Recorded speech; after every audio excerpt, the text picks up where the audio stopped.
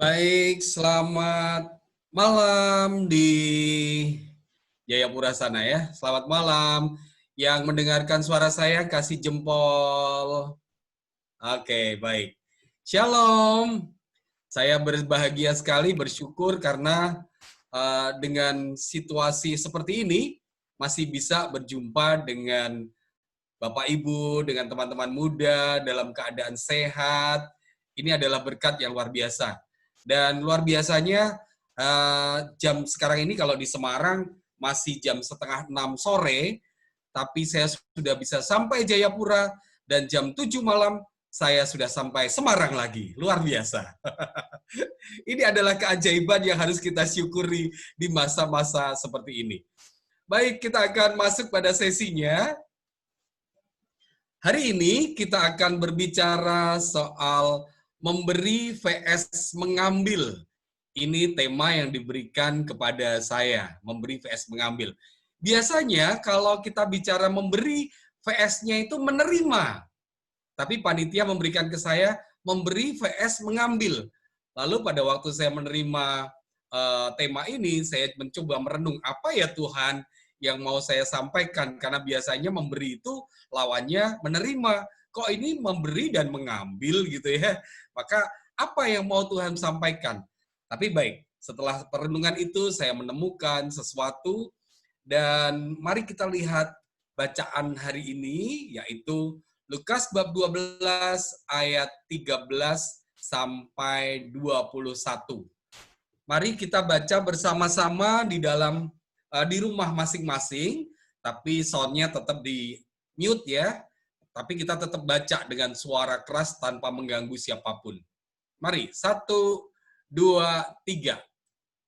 Seorang dari orang banyak itu berkata kepada Yesus, "Guru, katakanlah kepada saudaraku, supaya ia berbagi warisan dengan aku." Tetapi Yesus berkata kepadanya, "Saudara, siapakah yang telah mengangkat aku menjadi hakim atau pengantara atas kamu?" Katanya lagi kepada mereka, "Berjaga-jagalah dan waspadalah terhadap segala ketamakan. Sebab walaupun seorang berlimpah-limpah hartanya, hidupnya tidaklah tergantung daripada kekayaannya itu." Kemudian ia mengatakan kepada mereka suatu perumpamaan. Katanya, "Ada seorang kaya, tanahnya berlimpah-limpah hasilnya. Ia bertanya dalam hatinya, 'Apakah yang harus aku perbuat? Sebab aku tidak mempunyai tempat di mana aku dapat menyimpan hasil tanahku.' Lalu katanya, 'Inilah yang akan aku perbuat. Aku akan merombak lumbung-lumbungku, dan aku akan mendirikan yang lebih besar, dan aku akan menyimpan di dalamnya segala gandum dan barang-barangku. Sesudah itu, aku akan berkata kepada jiwaku, jiwaku, ada padamu banyak barang tertimbun untuk bertahun-tahun lamanya. Beristirahatlah, makanlah, minumlah, dan bersenang-senanglah.' Tetapi firman Allah kepadanya, 'Hai engkau orang bodoh, pada malam ini juga jiwamu akan diambil daripadamu. Dan apa yang telah kau sediakan, untuk siapakah itu nanti?' Demikianlah jadinya dengan orang yang mengumpulkan harta bagi dirinya sendiri, jikalau ia tidak kaya di hadapan Allah." Demikianlah sabda Tuhan. Terpujilah Kristus. Bapak, Ibu, dan teman-teman muda, tadi siang saya sempat mendapatkan video klip di WA yang entah Bapak Ibu dan teman-teman muda mendapatkan juga atau tidak, yang mengatakan bercerita video itu tentang 3.000 karyawan Lion Air hari ini di PHK. 3.000 karyawan Lion Air se-Indonesia hari ini di PHK. Dan pada waktu saya melihat video itu, mereka saling berangkulan menangis. Tiba-tiba saya ikut menangis bersama mereka. Saya merasa bahwa, ya ini, apa yang dulu kita miliki, yang Tuhan berikan pada kita, Dalam sesaat dia bisa ambil begitu saja. Tanpa kita bisa apa-apa. Dan kapanpun Tuhan mau, Tuhan bisa lakukan.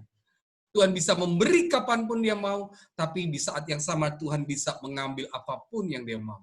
Bahkan kadang-kadang tidak seperti yang kita inginkan. Maka pada waktu tadi saya melihat video itu, saya ikut menangis karena saya merasa, aduh kasihan sekali. Rasanya itu apa? Kalau bahasa Jawa itu orang juga bilang grekel itu apa ya?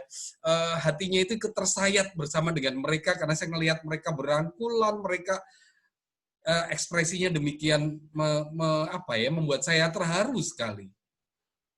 Bapak, Ibu, dan teman-teman, seringkali kita berpikir semakin kita kaya, maka kita akan makin bahagia. Betul? Seringkali kita berpikir bahwa kita menilai kebahagiaan hanya dari seberapa materi yang kita miliki. Begitu banyak orang yang merasa bahwa semakin kita mempunyai materi banyak, semakin kita akan bahagia. Apakah itu betul? Saya tidak mengatakan bahwa kalau tidak punya materi itu enak, enggak loh ya. Saya katakan punya harta, punya materi enak, iya, betul. Tetap itu betul. Tapi apakah kebahagiaan kita hanya dari materi? Belum tentu. Belum tentu. Satu hari saya mendapatkan buku dan saya baca buku itu, dan setelah saya baca buku itu beberapa waktu kemudian saya berjumpa dengan orang yang menulis buku itu. Penulis buku itu adalah sekarang almarhum tokoh orang terkaya di Indonesia yang namanya Ciputra. Bapak, Ibu, dan teman-teman muda tahu ya Ciputra ya? Orang yang sangat kaya, dia memiliki hotel di mana-mana, dia punya, kalau di Jakarta dia punya Pondok Indah, mall, dan seterusnya, dan banyak sekali hartanya, termasuk kalau zaman dulu itu orang nomor 2 terkaya di Indonesia setelah Sudono Salim atau Lim Sulyong dulu. Maka bisa dibayangkan dia kaya sekali. Satu hari, dia itu ketemu dengan salah satu suppliernya, dan jelas kalau supplier itu pasti lebih miskin daripada dia lah ya, karena dia suppliernya. Nah, suppliernya ini bilang begini sama Ciputra, Om Ci, mau nggak kamu itu merasakan bahagia? Loh, aku ini sudah bahagia, hartaku udah banyak, aku sudah kaya sekali. Oh, Om Ci salah, Om Ci belum menemukan kebahagiaan yang sesungguhnya.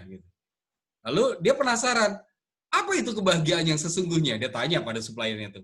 Suppliernya cuma bilang begini, Om Ci, kalau Anda mau merasakan bahagia yang sesungguhnya, nanti hari Jumat Anda ikut saya, kita akan pergi ke suatu tempat. Kemana?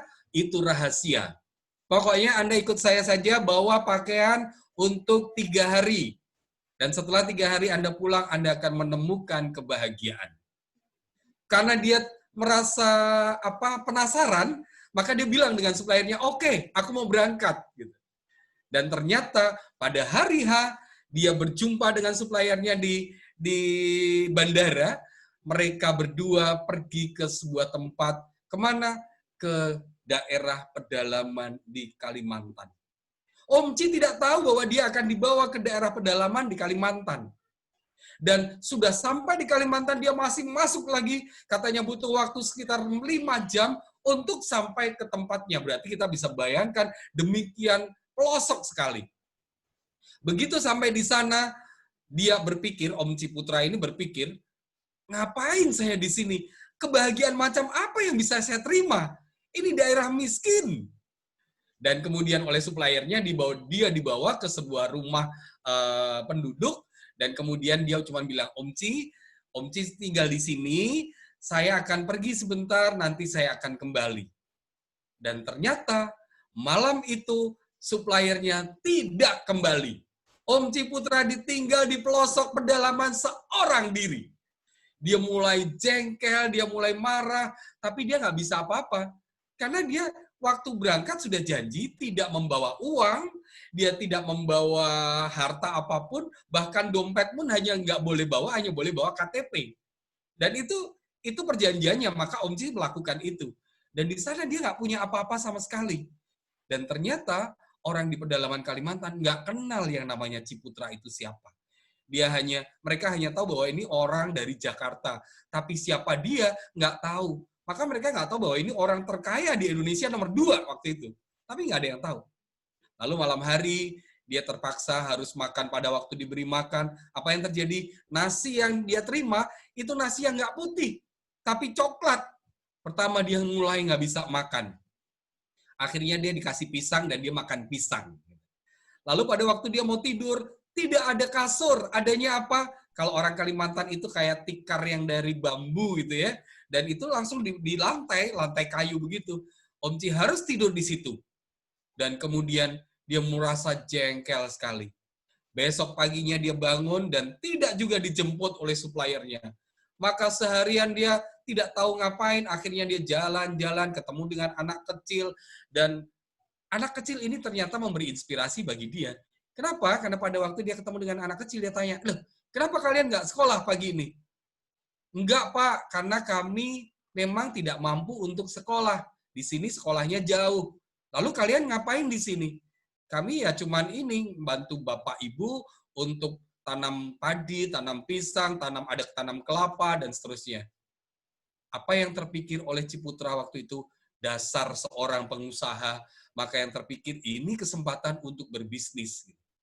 Dia malam hari dia kumpulkan orang-orang penduduk setempat, dan apa yang dia lakukan? Dia ajarin penduduk setempat untuk membuat ceriping dari pisang, untuk membuat pohon-pohon kelapa itu dia kumpulkan, dan dia katakan ini bisa jadi komoditi yang bisa kami jual nanti pada waktu saya kembali ke Jakarta.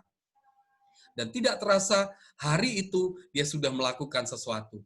Hari ketiga dia ada di sana, dia terus mengumpulkan orang, dia mengajari dan seterusnya.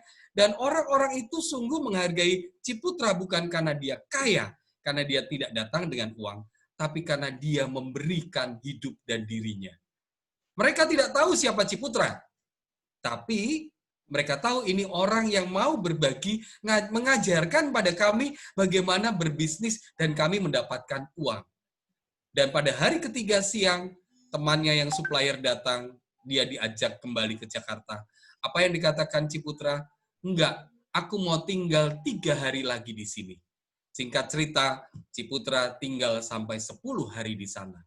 Dan pada waktu hari ke-10 dia pulang, dia menangis dan dia katakan pada temannya, inilah kebahagiaan sejati. Bukan karena harta yang aku miliki, tapi karena aku dihargai, karena bukan karena aku kaya, tapi aku dihargai karena aku memberi kepada mereka. Bapak, Ibu, dan teman-teman muda, seringkali kalau kita berpikir kekayaan kita membuat kita bahagia, betul. Sedikit, betul.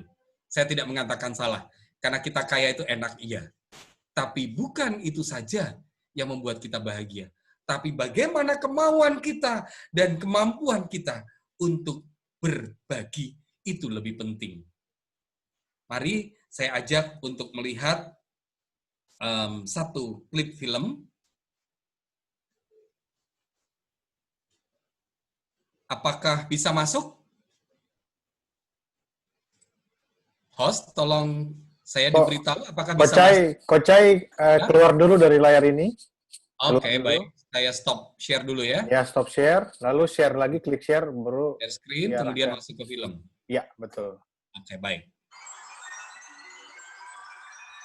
Sudah bisa? Bisa?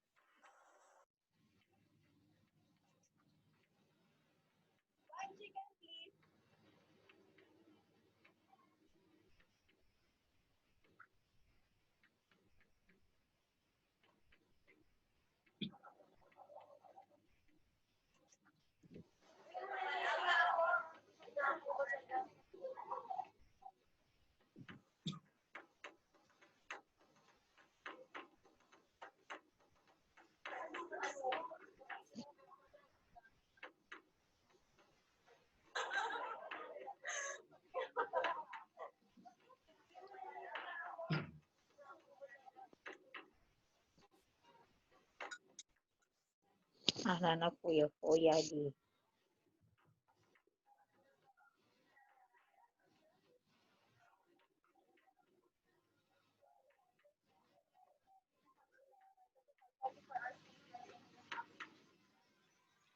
Cerita dimulai dari malam hari. Di sana ada petugas untuk mengumpulkan sampah-sampah, sisa makanan dari restoran.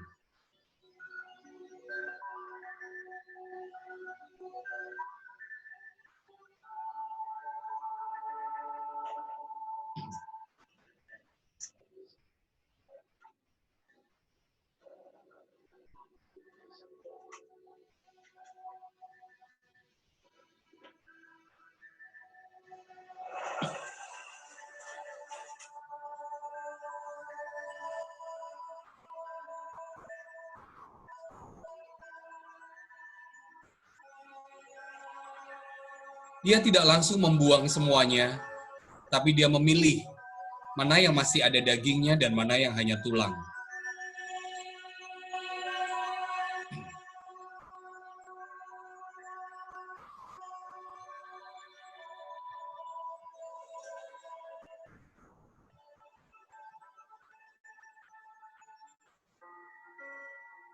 Pagi hari dia sampai ke kampungnya, dan dia disambut oleh anak-anak desa, anak-anak kampung.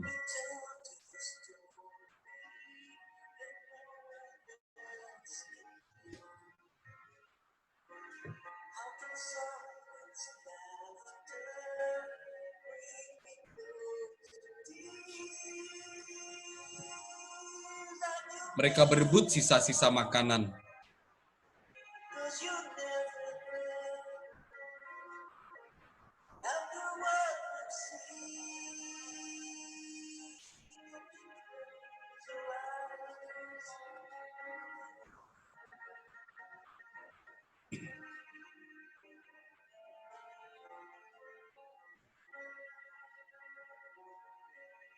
Tapi lihat keluarga ini, apakah mereka tidak bahagia? Keluarga ini tetap mampu tersenyum.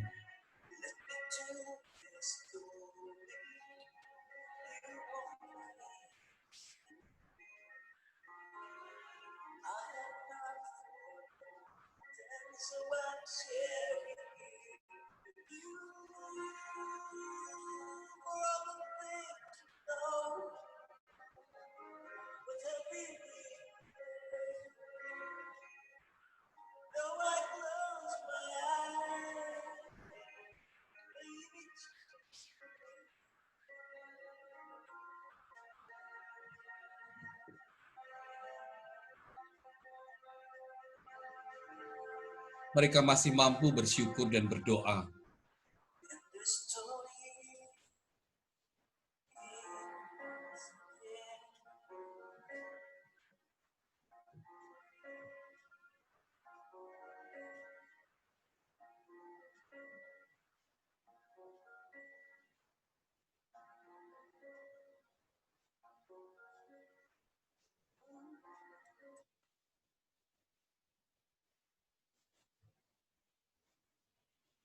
Bapak, Ibu, dan teman-teman muda,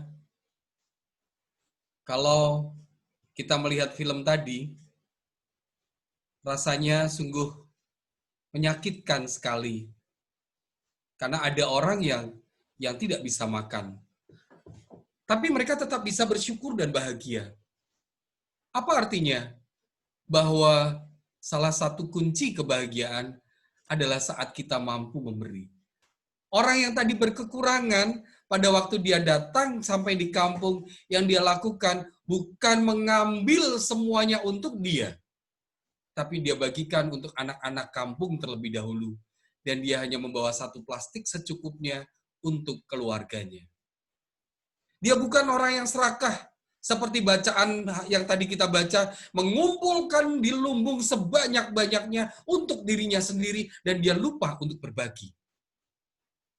Tapi film itu tadi, dan itu kisah nyata menunjukkan bahwa untuk apa dia mengumpulkan satu sisa makanan, satu ember untuk dia makan, dia tidak akan cukup, tidak akan bisa memakan semuanya.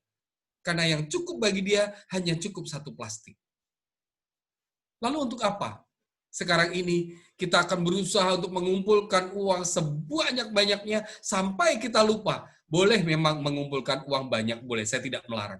Tapi kalau sampai kita lupa pada keluarga, kita lupa pada komunitas kita lupa untuk bersyukur, kita lupa untuk ke gereja, kita lupa untuk pelayanan, apa manfaatnya? Salah satu kunci kebahagiaan adalah saat kita mampu memberi. Apa yang orang yang bisa memberi adalah orang yang kaya katanya. Maka Anda lebih memilih menjadi orang kaya atau orang miskin? Karena kalau orang kaya, dia bisa memberi. Orang miskin hanya bisa meminta. Dan saya, serta Anda semua, saya yakin, kita lebih memilih menjadi orang kaya. Lalu apa yang akan kita beri? Ada beberapa hal yang saya tuliskan. Yang bisa kita berikan adalah diri kita. Diri kita itu fisik, tenaga kita, pikiran kita. Untuk siapa? Untuk orang-orang yang memang membutuhkan. Hati, kasih, dan perhatian kita. Untuk siapa? Untuk keluarga kita, untuk komunitas kita, untuk orang-orang yang miskin, KLMTD ya, tersingkirkan, kemudian lemah, tersingkir, miskin, difabel. Mereka membutuhkan perhatian dari kita. Tapi seringkali karena kesibukan kita untuk mengumpulkan harta, kesibukan kita untuk memikirkan diri kita sendiri, kita lupa untuk memberi perhatian kepada mereka. Juga waktu. Kita seringkali tidak bisa memberikan waktu. Bahkan waktu untuk pasangan kita, untuk anak-anak kita, karena kadang-kadang kita kehabisan. Kenapa? Karena kegiatan kita begitu banyak sampai kita lupa memberi waktu untuk orang-orang yang kita cintai. Juga memberikan materi. Seringkali kita mengumpulkan materi sebanyak-banyaknya, tapi pada waktu kita harus, ini seringkali yang saya katakan, pada waktu Bapak, Ibu, dan teman-teman muda kolekte, itu paling mudah, kalau mengambil dari dompet, paling mudah mengeluarkan uang yang merah, atau yang biru, atau yang agak hijau-hijau dikit, yang cuma 1.000-2.000 perak. Gitu. Waktu saya tanya pada beberapa peserta retret saya, rata-rata jawaban mereka lebih mudah mengeluarkan uang 10.000, 20.000, 2.000 daripada mengeluarkan yang biru 50.000 atau 100.000. Padahal kita diberi berkelimpahan. Teman-teman kita, saudara-saudara kita yang Kristen, mereka berani memberikan perpuluhan. Tapi seringkali kita tidak melakukan itu. Kenapa? Karena memang di Katolik kita katakan, ya Katolik kan tidak ada ajaran memberi perpuluhan. Itu hanya alasan buat Anda dan saya untuk tidak memberi yang terbaik. Kita katakan, ya aku udah memberikan waktuku, memberikan pikiranku di paroki. Cukupkah? Cukup. Tapi kalau kita masih bisa memberi materi, kenapa tidak? Saya punya teman, dan teman saya ini orang yang luar biasa, menurut saya luar biasa. Dia pengusaha roti, toko roti, tapi tokonya itu gede banget dan sangat terkenal di kota Semarang dan sekitarnya. Nah, dia itu orang yang sangat sosial. Siapapun yang minta proposal apapun, tidak pandang ini agamanya apapun, entah Katolik, dia orang Katolik dan dia pengurus persekutuan doa kami juga, tapi siapapun yang minta, dia kasih. Gitu. Termasuk masjid, termasuk orang-orang yang membutuhkan untuk apapun dia kasih. Bahkan suatu hari tetangga saya itu rumahnya terbakar, dia telepon ke saya dan dia bilang, Cai, kelihatannya aku baca di koran, tetanggamu terbakar rumahnya. Tanya, kamu datang ke masjid, tanya, butuh uang berapa untuk bangun kembali. Dan dia bangunkan rumah tetangga saya yang muslim, notabene dia muslim, dan dia bangunkan itu tanpa dia mau disebut namanya. Maka saya bilang, orang ini sosial banget gitu. Tapi suatu hari saya tanya ke dia, namanya Koh Tejo. Saya bilang, Koh, kamu itu nggak takut miskin, Koh. Loh, kenapa? Kalau dia panggil saya juga Koh Cai-Cai gitu. Loh, kok kamu bisa tanya gitu, Koh Cai-Cai?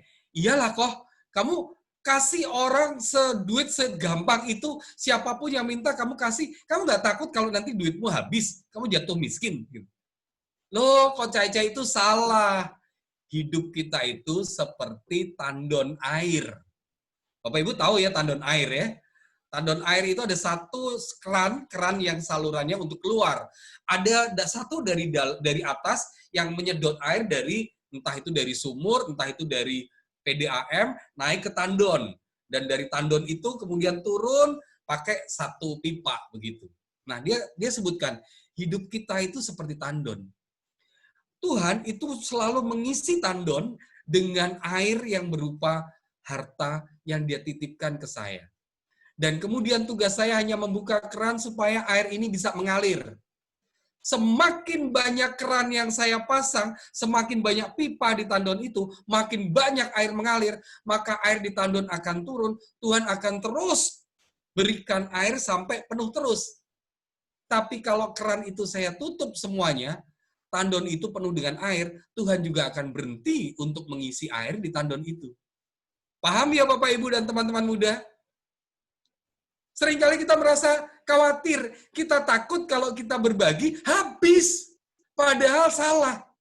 Karena pada waktu kita berbagi, pada waktu kita memberi, tandon air itu akan terus dikucurkan dari Allah, apa yang harusnya kita berikan.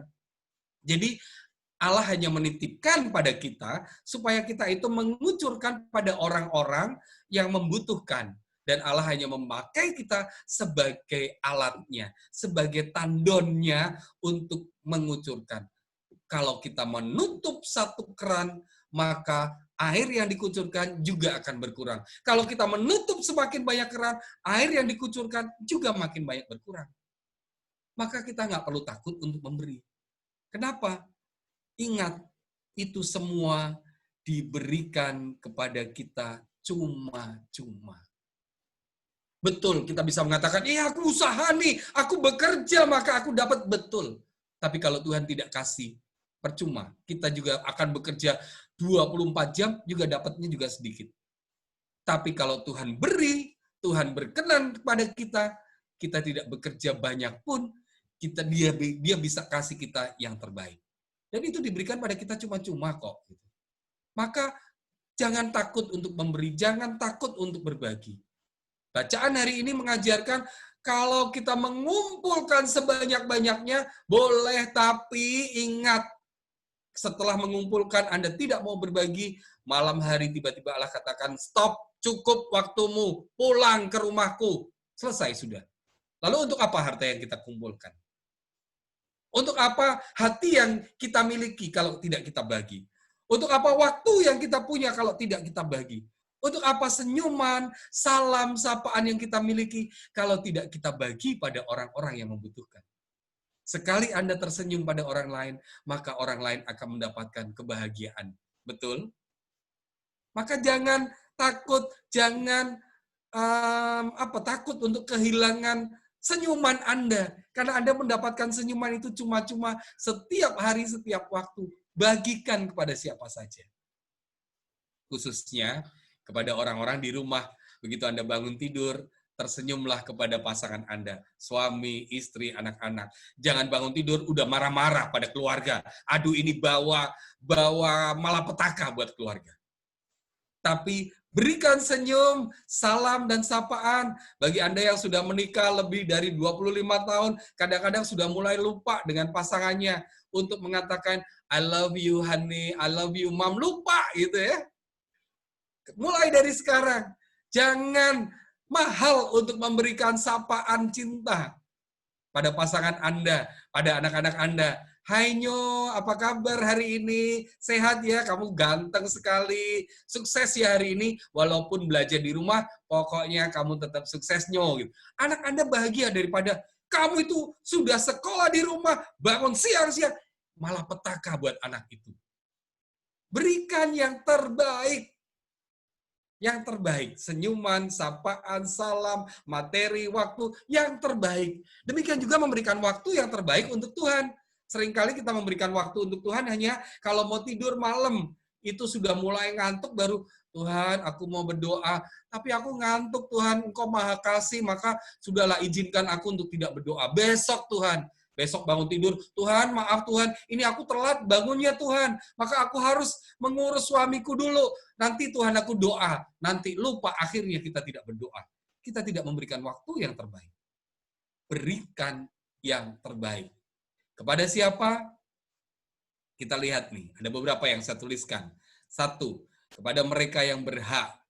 Markus bab 12 ayat 17, bagi Anda yang bawa kitab suci, boleh Anda buka. Markus bab 12 ayat 17. Mari, saya juga bawa handphone suci, maka saya akan buka handphone suci saya. Oke, sebentar. Markus bab 12.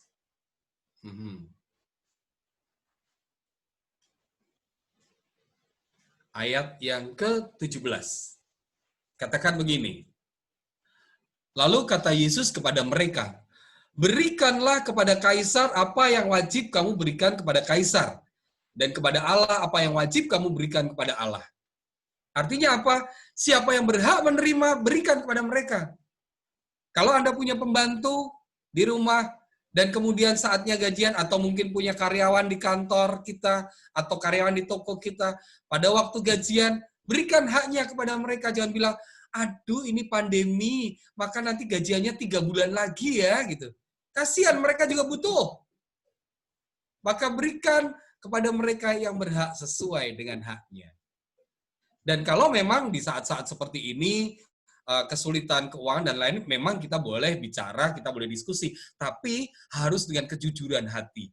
Yang tahu situasi sesungguhnya dan bagaimana sesungguhnya adalah hati kita yang terdalam. Kita tidak bisa membohongi hati kita. Kalau memang kita kesulitan keuangan untuk membayar, kita boleh katakan apa adanya. Tapi jangan pakai ini alasan pandemi untuk kemudian beralasan tidak membayar dan memberi hak mereka. Karena Anda bersalah. Juga berikan pada mereka yang membutuhkan.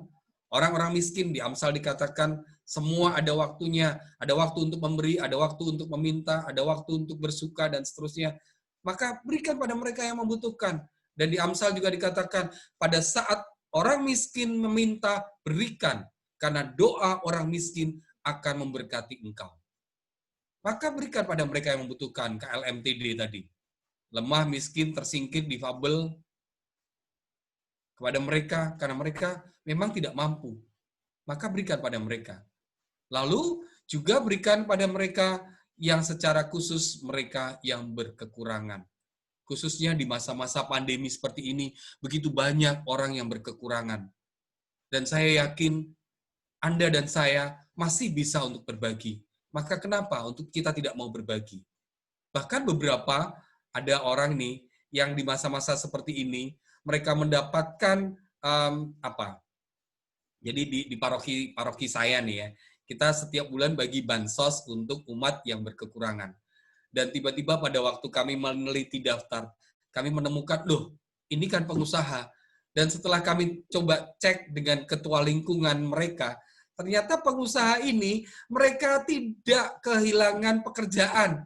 Kalau dia kehilangan pekerjaan, mereka minta bansos masih oke lah gitu. Tapi usahanya masih tetap jalan. Dan karyawannya juga masih digaji. Tapi dia minta bansos. Untuk siapa? Untuk dirinya sendiri. Nah ini salah. Karena mereka mengambil hak dari orang lain. Maka kita juga harus secara khusus mereka yang berkekurangan kita bagi. Dalam kekurangan kita, kita juga seperti janda miskin berani memberikan kepada mereka yang terbaik. Apa tantangannya Bapak Ibu dan teman-teman muda? Tantangannya untuk berbagi, memberi adalah merasa kurang, takut kekurangan.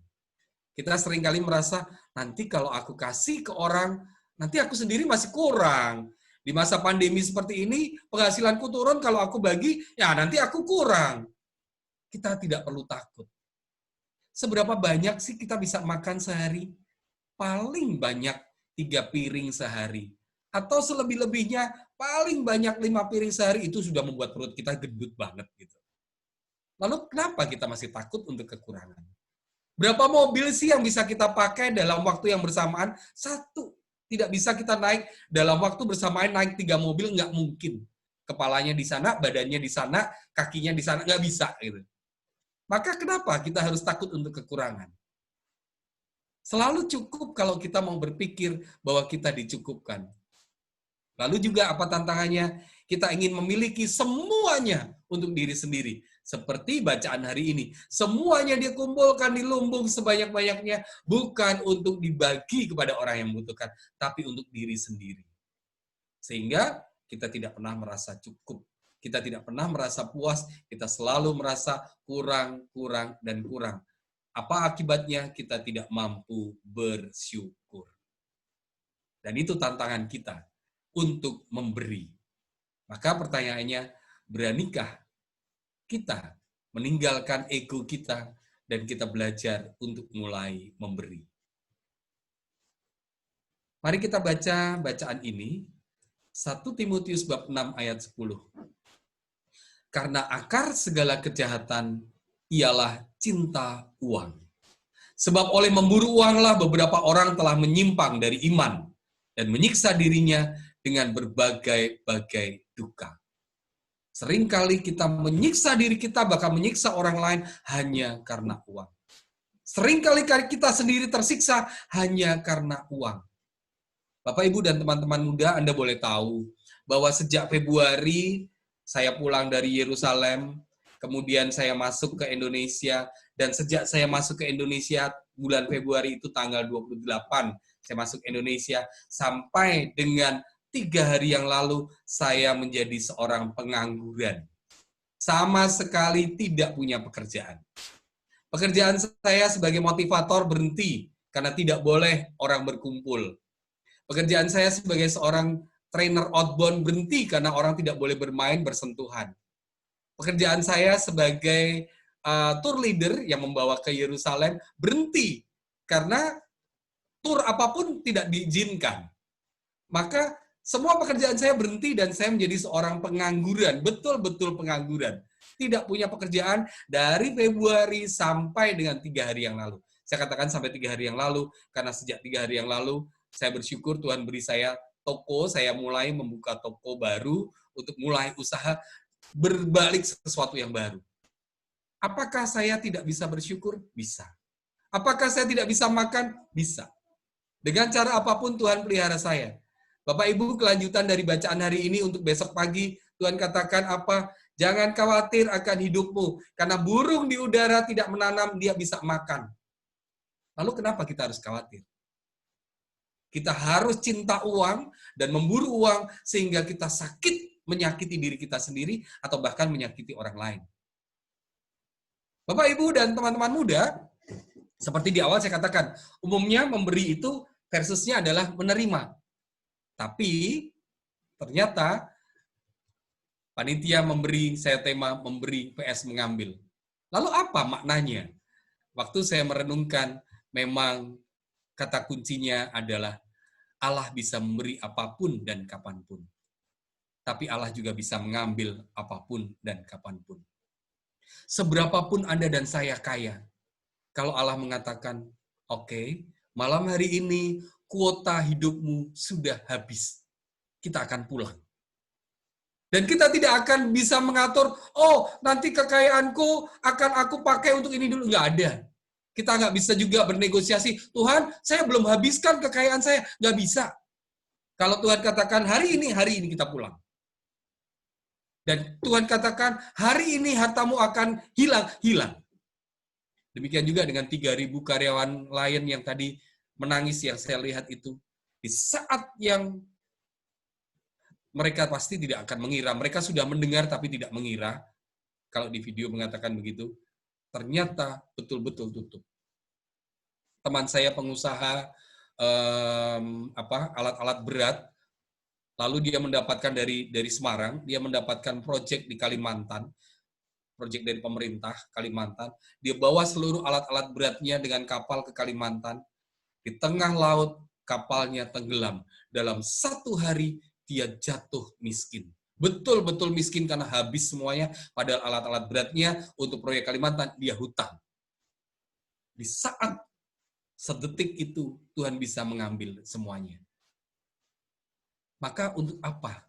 Kita harus mempertahankan begitu kuat. Kalau Tuhan bisa mengambil kapanpun dan semau Allah. Tidak ada yang abadi di dunia ini. Pengkhotbah bab 3 ayat 6 katakan, Ada waktu untuk mencari. Ada waktu untuk membiarkan rugi. Ada waktu untuk kita bekerja mencari. Terus mencari harta kita. Karena kita masih muda. Karena kita masih punya kekuatan untuk bekerja. Tapi ada waktu untuk kita membiarkan rugi. Artinya apa? Kita berbagi kepada orang lain. Bukan untuk disimpan untuk kita sendiri. Berbagi itu kadang-kadang kita merasa, aduh aku rugi. Enggak. Pada waktu memang mereka membutuhkan dan kita memberikan, tidak ada rugi. Karena seperti filsafat teman saya tadi, hidup kita sebagai tandon yang dipakai untuk aliran mujizat Allah. Ada waktu untuk menyimpan. Kita boleh menabung, boleh, sangat boleh. Menabung. Tapi ada waktu untuk membuang. Artinya apa? Memberikan kepada orang-orang yang membutuhkan. Maka jangan semuanya terpusat hanya untuk diri kita sendiri. Kita harus berani belajar memberi daripada menerima. Berbagilah sebelum semua diambil dari kita. Sini dulu. Demikian Bapak Ibu dan teman-teman muda, firman Tuhan hari ini mengajarkan pada kita supaya kita lebih berani untuk memberi daripada menerima, apalagi mengambil milik orang lain, dosa. Tapi Allah mampu mengambil dari kita, maka berbagilah sebelum semua diambil daripadamu. Mari kita berdoa. Allah Bapa yang Maha Kasih, kami bersyukur dan berterima kasih kepadamu, karena sungguh Engkau telah memberikan hidup kami, hidup yang terbaik. Dan di dalam hidup itu Engkau memberikan kepada kami kesehatan. Di masa pandemi seperti ini kami masih boleh sehat, itu adalah anugerah-Mu. Engkau juga memberikan kepada kami rezeki, meskipun mungkin berkurang dari masa-masa yang lalu, tapi sampai hari ini kami masih bisa hidup, karena Engkau memberikan makan kepada kami, rezeki kepada kami. Maka Bapa, apa yang harus kami takutkan? Karena kami mempunyai Bapa yang begitu baik seperti Engkau, yang memenuhi semua kebutuhan kami. Maka ajarlah kami, khususnya melalui firman sore hari ini, agar kami mampu untuk berbagi, memberi kepada sesama kami.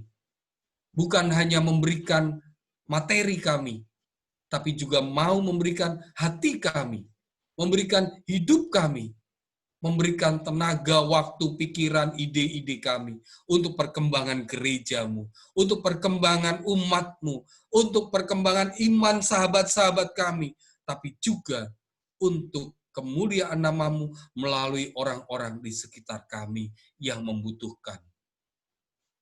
Ajar kami, mulai hari ini, untuk berani memberikan yang terbaik. Bukan dari sisa yang kami miliki, tapi yang terbaik dari yang kami miliki, kami menyisihkan untuk mereka. Bukan menyisakan, tapi menyisihkan untuk saudara-saudara kami yang membutuhkan. Terima kasih Bapa, biarlah firman ini meneguhkan kami dan memampukan kami untuk menjadi kepanjangan tangan-Mu berbagi mujizat di dunia ini. Semua doa ini kami panjatkan kepadamu dengan perantaraan Yesus Kristus, Tuhan dan Juru Selamat kami. Amin.